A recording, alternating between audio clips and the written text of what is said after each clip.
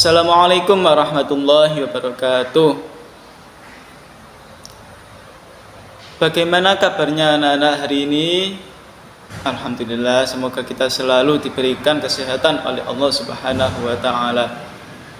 Sebelum kita memulai pembelajaran pada kesempatan kali ini, mari kita buka dulu dengan bacaan suratul Fatihah. Semoga pembelajaran kita pada kali ini bisa bermanfaat bagi diri kita sendiri dan juga pada orang lain.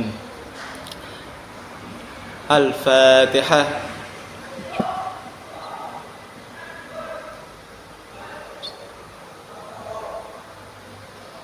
Amin amin ya rabbal alamin. Bagaimana anak-anak sudah bisa dimulai dan semangat untuk memulai pembelajaran kali ini? Ayo. Jadi tema pembelajaran kali ini yakni kita akan membahas tentang apa itu hadis, sunnah, khobar, dan athar. Selain pengertian, kita juga nanti akan membahas tentang persamaan, perbedaan antara hadis, sunnah, khobar, dan asar itu apa persamaan dan perbedaannya. Dan juga kita akan mempelajari tentang perbedaan Al-Quran dengan hadis. Baik, sebelumnya apakah anak-anak sudah ada yang tahu apa itu hadis, apa itu sunnah, apa itu khobar, dan apa itu athar? Baik, sebelum kita masuk pada pembelajaran pada kesempatan kali ini, saya akan menyampaikan dulu apa sih tujuan pembelajaran pada kesempatan kali ini. Jadi tujuan pembelajaran pada kesempatan kali ini yakni yang pertama, siswa dapat memahami apa itu pengertian hadis, apa itu pengertian sunnah, apa itu pengertian khobar, dan apa itu pengertian athar. Yang kedua, siswa dapat memahami apa itu persamaan, bagaimana itu persamaan dan perbedaan antara hadis, sunnah, khobar. Dan yang terakhir yakni siswa dapat memahami bagaimana perbedaan antara Al-Quran dan hadis. Baik, langsung saja kita mulai pembahasan pada kesempatan kali ini. Yang pertama yakni pengertian. Apa itu pengertian hadis, sunnah, khobar, dan athar? Yang pertama hadis. Pengertian hadis merupakan hadis adalah segala sesuatu yang disandarkan pada Nabi Muhammad Sallallahu Alaihi Wasallam, baik itu berupa ucapan, perbuatan, ketetapan, atau tingkah laku Nabi kita Nabi Muhammad Sallallahu Alaihi Wasallam.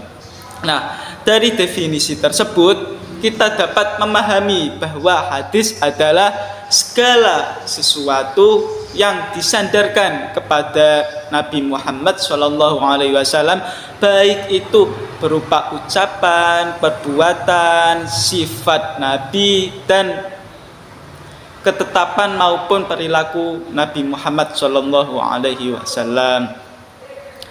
Dan yang kedua yakni sunnah. Apa itu sunnah? Nah, sunnah secara istilah berarti jalan yang diikuti atau as-siratul muttabi'ah. Jadi jalan yang diikuti. Jadi setiap jalan atau perjalanan yang diikuti itu dinamakan sunnah. Terlebih lagi yang kita ikuti adalah panutan kita Nabi Muhammad Sallallahu Alaihi Wasallam. Nah, adapun sunnah menurut istilah ialah segala sesuatu yang dinukil dari Nabi Muhammad SAW, baik itu berupa ucapan, perbuatan, persetujuan, sifat fisik, kepribadian maupun perjalanan hidup, baik itu sebelum diutus maupun setelah diutusnya Nabi menjadi Rasul. Gitu. Yang ketiga yakni ada khobar. Apa itu khobar? Khobar menurut bahasa berarti an-naba, yang berarti kabar atau berita. Nah, adapun secara istilah, khobar ini bermakna sama, hampir sama dengan hadis, sehingga memiliki definisi yang sama dengan hadis. Namun menurut pendapat yang lain menyatakan bahwa khobar ini lebih umum daripada hadis. Jadi sehingga definisi khobar ialah segala sesuatu yang disandarkan pada Nabi Muhammad SAW dan juga kepada selain Nabi Muhammad. Jadi konteksnya secara umum, bukan ke Nabi Muhammad saja, tapi juga kepada selain Nabi Muhammad, misal kepada sahabat ataupun yang lainnya. Nah, yang keempat yakni ada athar. Athar secara bahasa berarti baqiyatus syai', yang berarti sisa dari sesuatu atau jejak. Nah, adapun secara istilah, athar adalah segala sesuatu yang disandarkan pada sahabat atau tabi'in. Nah, kalau athar ini biasanya para sahabat atau para tabi'in yang menjadi sandarannya. Kalau tadi hadis, sunnah, khobar itu sandarannya kepada Nabi Muhammad. Nah, ada kalanya athar juga didefinisikan dengan segala sesuatu yang disandarkan kepada Nabi Muhammad SAW, tapi biasanya penyebutannya disandarkan dengan redaksi dari Nabi SAW. Contohnya ada redaksi wafil athari anin nabiyyi sallallahu alaihi wasallam. Nah, yang artinya dalam sebuah athar dari Nabi Muhammad sallallahu alaihi wasallam. Nah, begitu.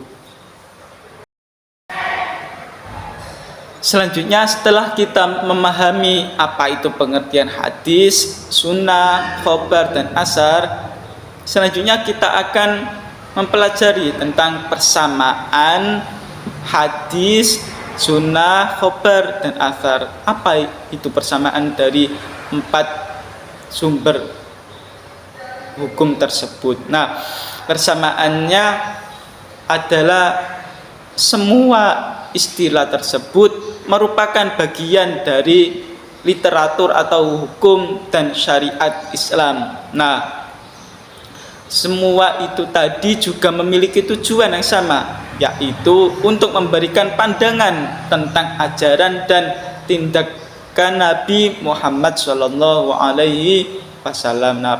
Nah, selanjutnya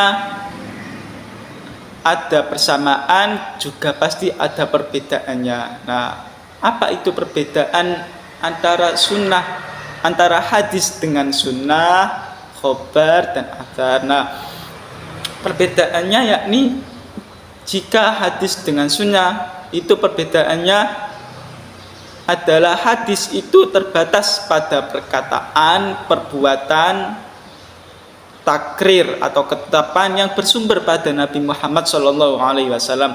Sedangkan as-sunnah yaitu segala yang bersumber dari Nabi Muhammad SAW, baik berupa perkataan, perbuatan, takrir atau ketetapan, tabiat, budi pekerti, atau perjalanan hidupnya, baik sebelum diangkat menjadi Rasul maupun sesudahnya. Nah, konteks sunnah itu lebih luas daripada hadis. Nah, perbedaan yang selanjutnya yakni perbedaan antara hadis dengan khobar. Nah, sebagian ulama hadis berpendapat bahwa khobar itu merupakan suatu yang berasal atau disandarkan kepada selain Nabi Muhammad SAW, sedangkan hadis merupakan sesuatu atau perbuatan atau segala sesuatu yang disandarkan kepada Nabi Muhammad SAW. Begitu. Jadi kalau menurut pendapat ulama ini, hadis itu disandarkan kepada Nabi Muhammad SAW, sedangkan khobar itu disandarkan kepada selain Nabi Muhammad SAW. Selanjutnya perbedaan antara hadis dengan athar. Nah, jumhurul ulama berpendapat bahwa athar sama artinya dengan khobar dan hadis. Tapi juga ada ulama yang berpendapat bahwa athar sama dengan khobar, yaitu segala sesuatu yang disandarkan kepada Nabi Muhammad SAW dan juga disandarkan kepada para sahabat dan para tabi'in. Jadi hadis segala sesuatu, baik itu berupa ucapan, perbuatan, ataupun ketetapan atau tingkah laku yang disandarkan kepada Nabi Muhammad SAW. Sedangkan athar adalah segala sesuatu yang disandarkan kepada para tabi'in atau para sahabat Nabi Muhammad SAW. Jadi begitu. Nah, pembahasan yang terakhir kali ini yakni perbedaan antara Al-Quran dan hadis. Nah, sudah kita ketahui ya bahwa Al-Quran dan hadis itu sangat berbeda. Nah, perbedaan itu terletak pada apanya saja. Nah, yang pertama terletak pada sumbernya. Jadi kalau Al-Quran itu sumbernya langsung dari Allah Subhanahu wa taala yang diturunkan kepada Nabi Muhammad SAW melalui perantara malaikat Jibril. Jadi perantara Al-Quran itu sudah jelas dan langsung pusat dari Allah Subhanahu wa taala. Jadi begitu. Nah, sedangkan hadis itu sumbernya berasal dari Nabi Muhammad SAW yang tidak secara langsung diwahyukan, tetapi diwariskan melalui sanad atau rantai perawi. Kemudian perbedaannya terletak pada apa lagi? Nah, yang kedua terletak pada otoritas. Nah, Al-Quran itu memiliki otoritas tertinggi dalam agama Islam dan sebagai sumber hukum yang utama atau pedoman hukum yang pertama dalam Islam.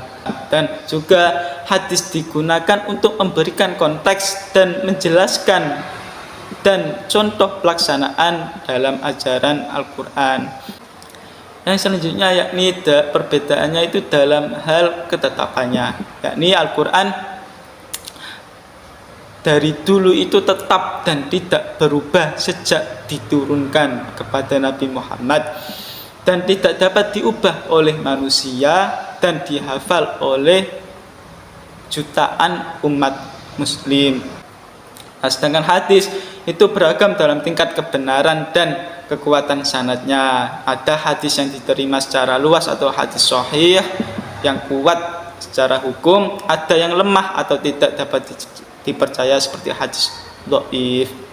Nah, selanjutnya yakni beda dalam konteks penyampaiannya. Nah, Al-Quran disampaikan dalam bentuk ayat-ayat yang memiliki struktur sastra dan keindahan tersendiri dan pastinya ditulis dalam bahasa Arab. Sedangkan hadis diteruskan melalui lisan dan tulisan, mencakup berbagai bahasa dan dialek, tetapi aslinya dalam bahasa Arab. Nah, yang selanjutnya beda dalam segi karakteristiknya, yakni Al-Quran tidak terpengaruh oleh faktor manusia, murni dari Allah Subhanahu wa taala, meskipun melalui perantara malaikat Jibril kemudian diturunkan kepada Nabi Muhammad SAW. Al-Quran tidak dapat dirubah oleh siapapun. Jadi Al-Quran murni dari Allah Subhanahu wa taala yang diwahyukan kepada Nabi Muhammad SAW dan juga sebagai mukjizat yang linguistik dan sastra. Sedangkan hadis mencerminkan kehidupan sehari-hari Nabi, melibatkan faktor historis dan kontekstual. Begitu. Nah, cukup sekian pembelajaran kita pada kali ini. Semoga ilmu atau apa yang saya sampaikan tadi dapat bermanfaat bagi kita semua.